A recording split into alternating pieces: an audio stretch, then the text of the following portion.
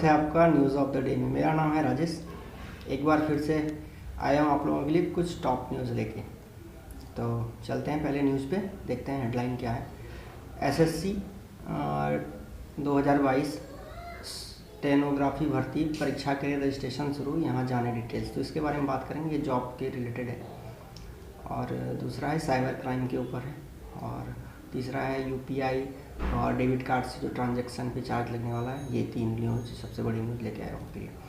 तो शुरुआत करेंगे। इससे पहले रोज़ की तरह मैं बोलना चाहूँगा, जो भी मेरे चैनल पे आते हैं मेरे चैनल को लाइक करें, फॉलो करें, सब्सक्राइब करें और कमेंट ज़रूर करें कि आप लोगों को मेरे न्यूज़ में और क्या चाहिए। तो इस तरीके का न्यूज़ मैं लेके आऊँगा। तो इस रिक्वेस्ट के साथ बढ़ते हैं आगे न्यूज़ पे। तो न्यूज़ है जैसे कि बताया कि अपने ये जॉब्स के रिलेटेड है, परीक्षा के एसएससी का है। तो इसमें देखते हैं डिटेल्स क्या है। SSC group C and D परीक्षा का नोटिफिकेशन हुआ जारी। रजिस्ट्रेशन की प्रक्रिया भी हो गई है शुरू। रजिस्ट्रेशन करने की आखिरी तारीख 5 सितंबर। तो आज अभी तारीख है अगस्त 20। तो अभी लंबा समय है, आप उसमें रजिस्ट्रेशन कर सकते हैं। जैसे एसएससी कर्मचारी चयन आयोग ने SSC stenograph C and D परीक्षा 2022 का नोटिफिकेशन जारी किया।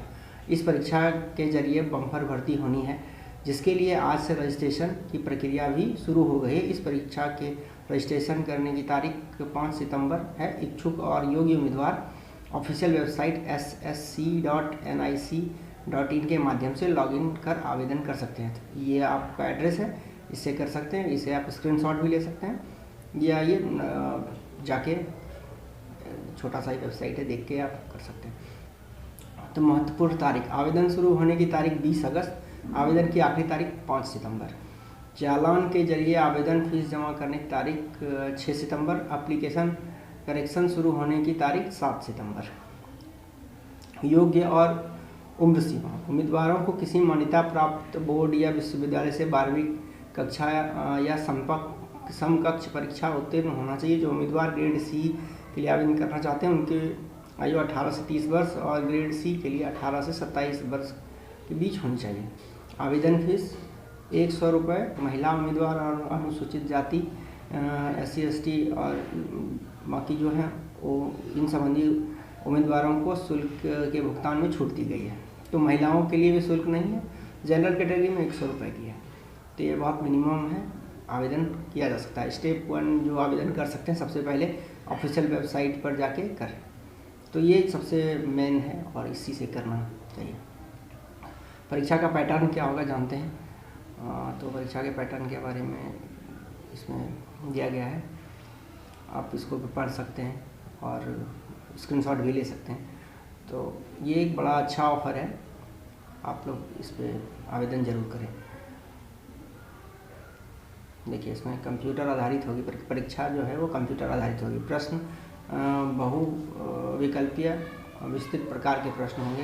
भाग ए के अलावा सभी प्रश्न हिंदी और अंग्रेजी में तैयार किए जाएंगे। प्रत्येक गलत उत्तर के लिए 0.25 अंक की कटौती की जाएगी। परीक्षा का आयोजन 2 चरणों में होगा। पहले चरण में लिखित परीक्षा होगी। लिखित परीक्षा 2 घंटे की होती है। लिखित परीक्षा 200 अंक के कुल 200 विस्तृत प्रश्न होते हैं। 50 सवाल सामान्य ज्ञान, 50 सामान्य बुद्धिमत्ता एवं तार्किकता और 100 सवाल अंग्रेजी भाषा के होते हैं। लिखित परीक्षाओं के पास होने के लिए बाद छात्र स्किल टेस्ट के लिए बैठ सकते हैं।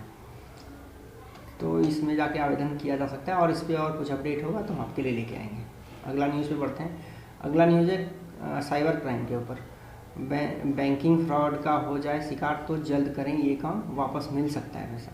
तो आजकल ये साइबर क्राइम बहुत हो रहा है। बैंकिंग फ्रॉड आपको बहुत तरीके से ठगा जा रहा है। तो इस पे देखते हैं क्या है। नहीं, इंटरनेट तक पहुंच आजकल हर किसी की है। सरकार की ओर से भी लोगों के काम आसान करने के लिए कई सारे काम ऑनलाइन किए जा रहे हैं। वहीं गांव तक इंटरनेट पहुंचाने के लिए सरकार की ओर से प्रयास भी किया जा रहा है। हालांकि इंटरनेट के बढ़ते इस्तेमाल के साथ ही इसका गलत इस्तेमाल भी किया जा रहा है। ऐसे अपराधी भी सामने आ रहे हैं जो साइबर क्राइम के अंतर्गत आते हैं। साइबर क्राइम में निपटाने के लिए सरकार की ओर से कानून बनाया गया है। साइबर क्राइम की घटना पर रोकथाम के लिए सरकार की ओर से इंफॉर्मेशन टेक्नोलॉजी एक्ट 2000 लागू किया गया था। साइबर क्राइम की बढ़ती घटना। इंफॉर्मेशन टेक्नोलॉजी एक्ट 2000 के बारे में विस्तार से बताते हुए राजकीय विद्यालय चूरू के प्रधानाचार्य SK सैनी ने कहा कि इंटरनेट के उपयोग के साथ ही इसका दुरुपयोग बढ़ गया है, जिसके कारण साइबर क्राइम की घटनाएं बढ़ी। डॉक्टर SK सैनी के मुताबिक इंटरनेट के माध्यम से गैर कानूनी गतिविधियों में शामिल होना, चोरी करना, इलेक्ट्रॉनिक्स मनी लॉन्ड्रिंग आदि साइबर क्राइम है। इसे बचने के लिए इंफॉर्मेशन टेक्नोलॉजी एक्ट 2000 सरकार की ओर से लाया गया था। साइबर क्राइम की किसी शख्स की शारीरिक रूप से घटनास्थल या मौजूद होना जरूरी नहीं। वहीं साइबर टेररिज्म भी साइबर क्राइम की कैटेगरी में आता है। SK सैनी ने बताया कि अगर कोई शख्स बैंकिंग फ्रॉड का शिकार हो जाए या अन्य किसी भी तरह का साइबर क्राइम का शिकार हो तो पीड़ित भारत सरकार के पोर्टल जैसे आप देख रहे हैं cybercrime.gov.in पर जाकर शिकायत दर्ज कर सकते हैं। इसके अलावा वो शख्स अपने नज़दीकी पुलिस स्टेशन पर भी जाकर साइबर क्राइम की शिकायत दर्ज कर सकते हैं। मेन जो है, आप अपने अगर ऑनलाइन नहीं कर सकते तो जाके नज़दीकी पुलिस स्टेशन में भी कर सकते हैं। ये कि आजकल गंभीर समस्या हो गया है। कभी कभी आपके व्हाट्सएप पे भी मैसेज आता है या फिर आपको SMS करके या फ़ोन करके बताया जाता है कि आपकी ये लॉटरी लग गई है, और इस तरीके से मतलब गलत तरीके से आपका पिन जान के या किसी और भी तरीके से आपका पैसे बैंक से निकाल लिया जाता है। तो इस तरीके से अगर ये आपके साथ कभी हो जाता है, पहले तो ध्यान रखना चाहिए कि ऐसा घटना हो ना। अगर कभी हो जाता है तो इस वेबसाइट पे या नज़दीकी पुलिस स्टेशन में जाके आप उसका शिकायत दर्ज कर सकते हैं। तो अगला और आखिरी न्यूज़ पे चलते हैं। अगला और आखिरी न्यूज़ कल का ही है, जो मैंने कल भी बताया था कि UPI पे चार्ज लगेगा। कल मैंने ये बताया था, लेकिन आज एक नया अपडेट आया है कि जो डेबिट कार्ड से आप ट्रांजैक्शन करते हैं या शॉपिंग करते हैं उस पर भी चार्ज लगेगा।